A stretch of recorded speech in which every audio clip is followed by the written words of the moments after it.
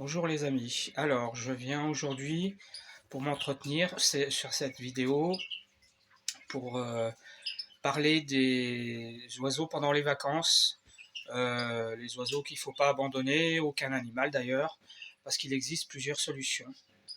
Là c'est assez marrant parce qu'au moment où je fais cette vidéo, j'ai une mésange charbonnière qui vient, ah mince, sur ma fenêtre, mais elle est partie. Donc voilà. Donc, alors avant, je voulais faire un point sur mes chardonnerets. Alors voilà, mes chardonnerets, donc vous avez la femelle là qui est en train de. Alors je vais essayer de zoomer. Voilà, qui est en train de couver. Alors ce qui s'est passé, c'est qu'elle a bien. Donc elle fait son nid, elles se sont accouplées. Il y a eu 2 œufs. Malheureusement, j'ai pas eu le temps de les voir parce que à peine je les ai vus et hop, ils sont tombés, tous les deux. Pour quelle raison, je ne sais pas. Bon, je sais que j'ai vu qu'il y a beaucoup d'éleveurs de chardonnay à qui ça leur arrive aussi. On se sent moins seul. Voilà, donc je craignais un peu. Hein. J'avais vu des vidéos des autres et donc j'étais pas très très serein. Donc voilà. Bon, la bonne nouvelle, c'est que mes chardonnerets, j'ai réussi à les amener à se reproduire. Donc j'ai été jusqu'aux œufs. Pourquoi ils sont tombés, voilà. Donc est-ce que c'est le nid? Vous voyez, il est légèrement penché. Est-ce que j'ai un peu négligé cet aspect ou je ne sais pas. Enfin, toujours est-il que j'ai mis un œuf, j'ai mis des œufs plastiques pour voir ce qu'elle allait faire si j'avais eu des œufs. Et ben comme vous voyez, elle couve. Et elle couve plutôt même bien, puisque vous voyez, même si je m'approche, elle part pas. Et je suis assez surpris de ça. Vous voyez, donc elle couvre très très bien. Je suis assez surpris, je ne pensais pas qu'elle couvrait aussi bien. Et même quand j'achemine autour de la cage, bon, elle ne bouge pas.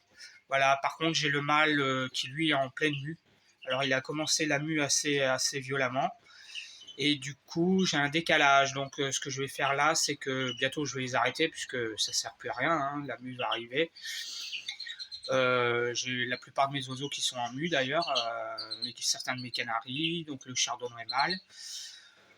Donc je vais les arrêter, je vais mettre tous les oiseaux à caractère rouge dans cette cage. Voilà, et c'était juste pour voir ce que la femelle allait, jusqu'où elle allait, si elle couvait bien, si j'avais eu des œufs. Donc voilà. Bon, c'est pas le cas, j'espère que l'année prochaine ça se passera mieux. Voilà, enfin bon, j'ai eu le temps de réfléchir, voilà, c'était pour vous. Donc maintenant, alors je précise une chose aussi, je vais vous montrer. Vous voyez, donc j'ai préparé mes cages. Alors, je vais dézoomer parce que ça sert à rien. Voilà.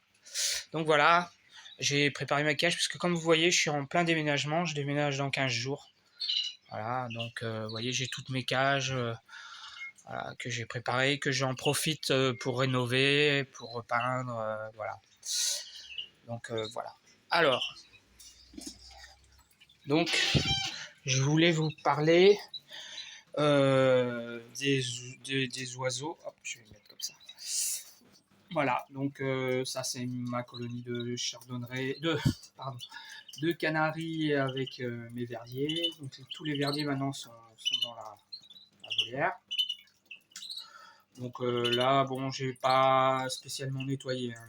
Elle n'est pas extrêmement sale, mais bon, il va pas falloir que je tarde un peu.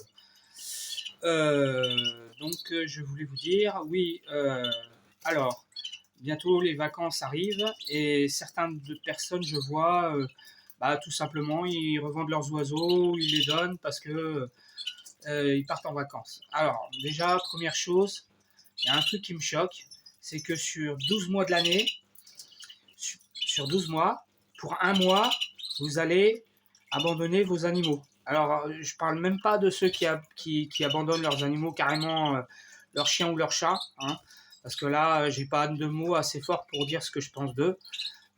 Si je dirais que c'est des salopards, je serais encore bien en dessous de ce que je pense. Donc voilà. Donc alors, rien que l'idée déjà sur, admettons que vous partez pendant un mois. Voilà, vous partez pendant un mois. Donc un mois qui en comporte 12. Donc inutile de vous dire que c'est un peu comme si moi j'achetais un château de 9000 m² et que j'utilisais une pièce de 10 m² seulement. Vous diriez, mais qu'est-ce que tu fais? Tu as tout le château et tu n'utilises qu'une toute petite partie. Et ben, pendant les vacances, c'est exactement ce que vous faites. C'est-à-dire sur 12 mois, vous avez 12 mois de l'année où vous avez le bonheur de profiter de vos oiseaux et certains sacrifient pour un mois leurs oiseaux. C'est juste, enfin, je sais pas quoi dire, quoi. C'est voilà, c'est pas cohérent. Bon, voilà. Alors j'en profite pour voir. Je sais pas si vous voyez, là, j'ai une petite femelle Tarindéol que j'ai trouvée à 10 euros. C'est une femelle âgée, mais en fait, je voulais voir ce que donnait le Tarindéol. Voilà, c'était une petite parenthèse. Et a priori, avec les Canaries, ça a l'air de plutôt se passer bien. Donc, il n'est pas impossible qu'un jour j'ai des Tarindéol. Voilà, parenthèse terminée. Donc, qu'est-ce qu'on fait des oiseaux pendant les vacances? Alors, il y a plusieurs solutions. Soit vous avez un canari comme ça pour le plaisir, même deux, même trois, à la limite même quatre. Dans ces cas-là, vous avez la première solution, c'est de les emmener avec vous. Ah oui, alors oui, c'est tout à fait possible. Puisqu'un canari, si votre canari ne reproduit pas, donc il n'est pas sur ses œufs et qu'il ne fait pas de nid, bah, vous voyez là, ils sont tous en colonie, donc vous pouvez tous les mettre ensemble. Et le fait de changer d'endroit ne les perturbe absolument pas, puisque ce sont des oiseaux. Donc vous pouvez parfaitement les emmener avec vous si vous allez en famille, si vous allez dans un camping, enfin bref. Évidemment, si vous allez à un hôtel, c'est un peu plus compliqué. Le mieux, c'est de se renseigner avant. Mais voilà, on peut les emmener et puis on peut trouver des solutions. Donc les emmener avec soi. Alors il n'y a pas besoin de les mettre dans une grande cage comme ça, qui se prennent la tête. Puisque vous partez juste pendant un mois, donc à ce moment-là, vos canaris, vous pouvez les mettre dans une cage mini, hein, dans une cage facile à transporter. Il n'y a pas besoin de les mettre dans une cage.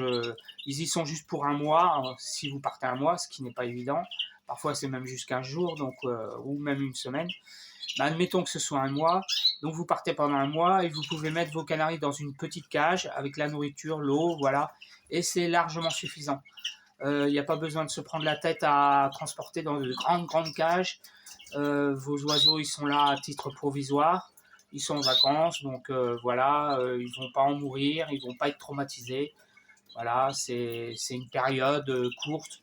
Donc voilà, quand on vend des oiseaux, on les met dans des petites cages et on est bien obligé parce qu'on ne peut pas transporter. Donc là, c'est pareil, pendant les vacances, vous n'êtes pas obligé de les transporter avec leurs cages qui vivent toute l'année. Vous prenez une petite cage d'appoint et puis voilà. Donc vous pouvez même jusqu'à 4 ou 5 oiseaux, vous pouvez les emmener avec vous sans problème. Ça, c'est la première solution.